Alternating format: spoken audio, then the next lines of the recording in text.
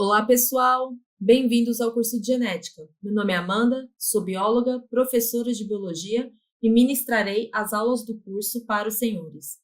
No nosso curso de Genética, a gente vai estudar a primeira lei de Mendel e a segunda lei de Mendel. Ambas constituem as bases da genética moderna. Aqui temos alguns tópicos que serão abordados nesse curso. Então, primeiro, faremos uma introdução à genética. Veremos o vocabulário essencial em genética. Esse daqui é um passo muito importante para que a gente consiga dar prosseguimento ao nosso estudo.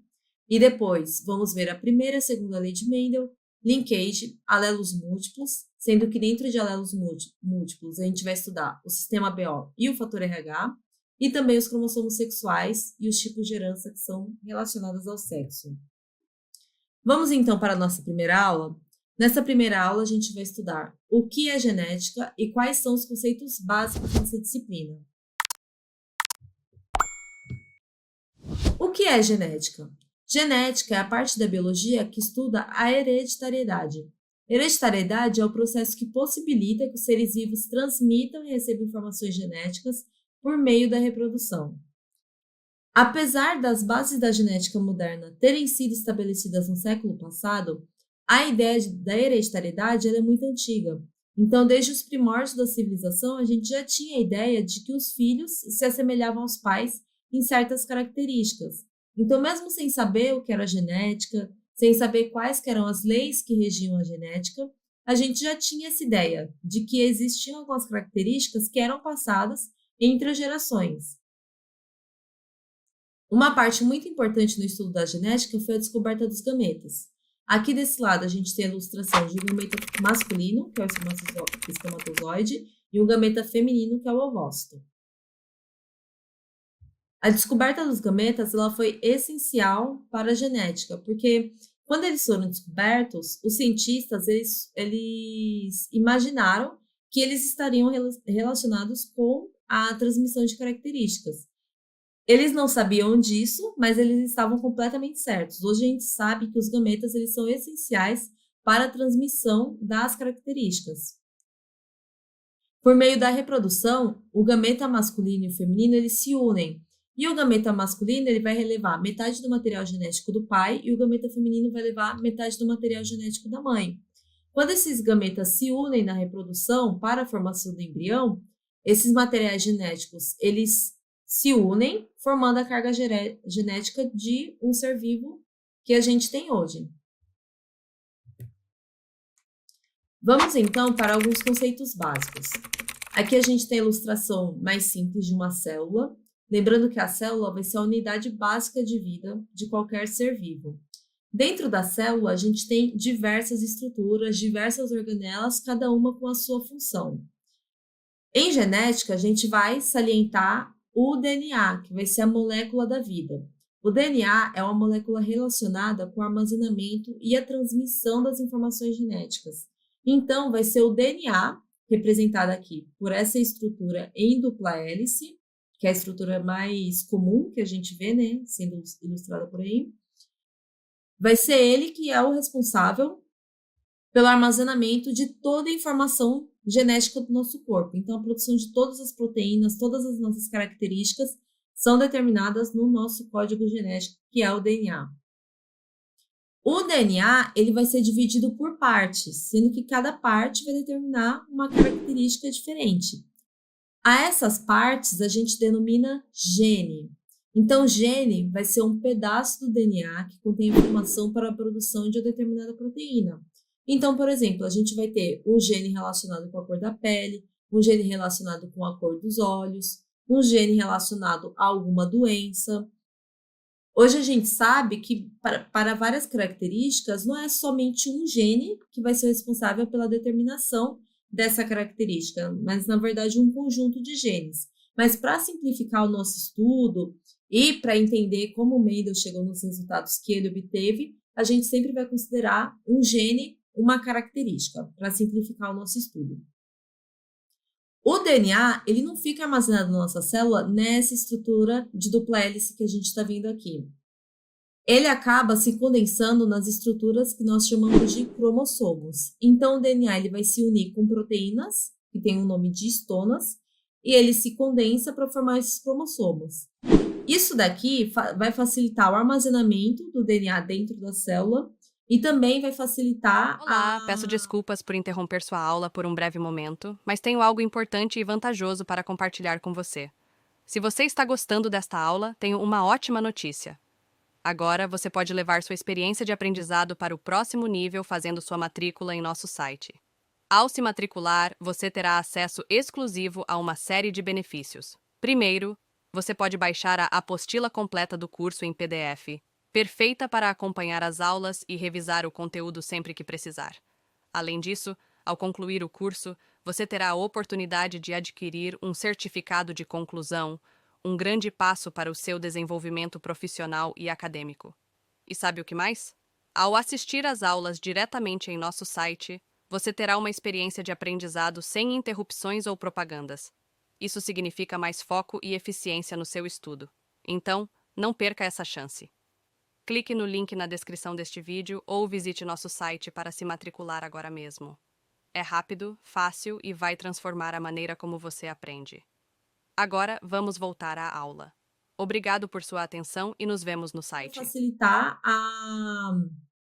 a divisão desses cromossomos do material genético durante a produção dos espermatozoides, né, que é o processo de meiose. Então, só definindo aqui, cromossomos, eles são constituídos por DNA associados à proteína. Aí eles ficam com essa carinha aqui. Cromossomos homólogos são cromossomos que se emparelham durante a meiose. Já já vou explicar o que isso significa. E genes alelos estão localizados na mesma região dos cromossomos homólogos. Esses dois conceitos aqui, de cromossomos homólogos e genes alelos, eles são os primordiais aqui para o entendimento da primeira e segunda lei de Mendel. Para ficar mais fácil de entender, vamos analisar essas imagens aqui. Essa primeira imagem é a imagem do cariótipo, ou seja, todos os cromossomos presentes aqui na espécie humana especificamente. Então, todos esses daqui são os cromossomos humanos. A gente pode observar que a gente tem 22 pares de cromossomos.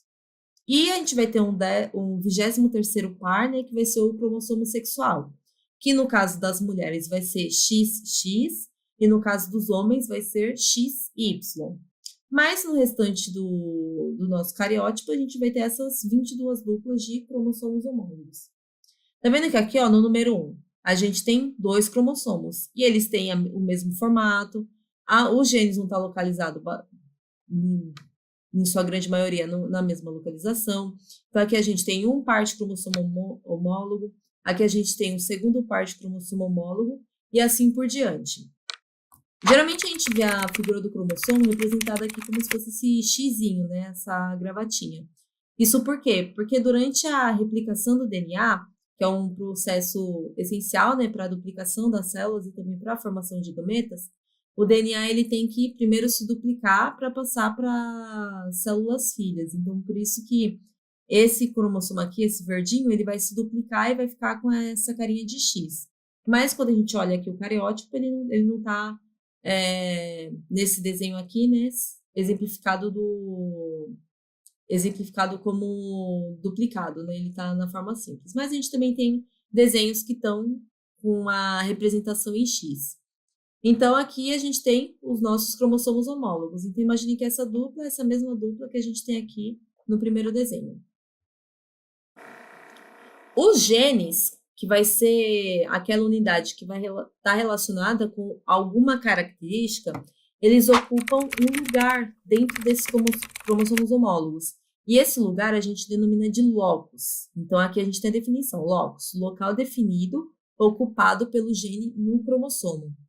Quando a gente diz que os genes são alelos, significam que eles ocupam o mesmo locus em cromossomos homólogos. Então, eles vão estar no mesmo lugar em cada uma das duplas do nosso cromossomo homólogo. A gente vai ver posteriormente que existem alguns genes que eles não estão localizados na mesma região. Aí, nesses casos, as leis de Mendel elas não vão se aplicar. Mas vamos deixar isso mais para frente, vamos focar nos genes que são alelos. Então, são genes que ocupam o mesmo lugar aqui nos nossos cromossomos homólogos. A gente diz que esses genes eles estão em dose dupla, justamente porque eles estão nas duas duplas de cromossomos homólogos. Esses genes eles podem ser dominantes ou recessivos. Quando a gente diz que o gene é dominante, significa que a característica que ele vai estabelecer, o fenótipo que ele vai estabelecer no indivíduo, ele vai dominar com relação ao excessivo. Geralmente, essa característica recessiva ela só aparece quando os dois alelos são recessivos. Se um alelo for dominante e o outro for recessivo, a característica que vai aparecer vai ser a do dominante. A do recessivo vai acabar ficando silenciada no fenótipo do indivíduo. Então, quando temos um indivíduo que tem um alelo dominante e um alelo recessivo, a gente diz que esse indivíduo é heterozigoto. Quando esse indivíduo tem um alelo dominante e o outro alelo também é dominante, a gente fala que ele é homozigoto dominante. Então, nesse caso aqui, ele vai ser azão. E se ele tiver os dois alelos recessivos, a gente fala que ele é homozigoto recessivo. Então, a gente tem aqui o exemplo de indivíduo azinho. Então, é isso, pessoal. Nessa primeira aula, a gente vê esses conceitos que são importantíssimos para o entendimento da matéria de genética. Esses conceitos são explicados com maior detalhe no nosso material didático. E vocês podem e devem consultar esse material antes de seguir para a próxima aula. Até a segunda aula, pessoal! E aí, tudo bem? Estou passando apenas para deixar um recado bem rápido para você que acabou de ver essa aula e que gostaria de assistir a todas as aulas desse curso. É bem fácil, basta você clicar no link que está na descrição deste vídeo ou acessar www.novacursos.com.br. Fazendo sua matrícula em nosso site, você terá acesso a todas as aulas desse curso e mais centenas de outros cursos, além de poder fazer avaliação. E caso você queira, poderá estar adquirindo o certificado com um valor bem acessível. Esse foi o recado que eu queria dar, aguardo sua matrícula. Até breve!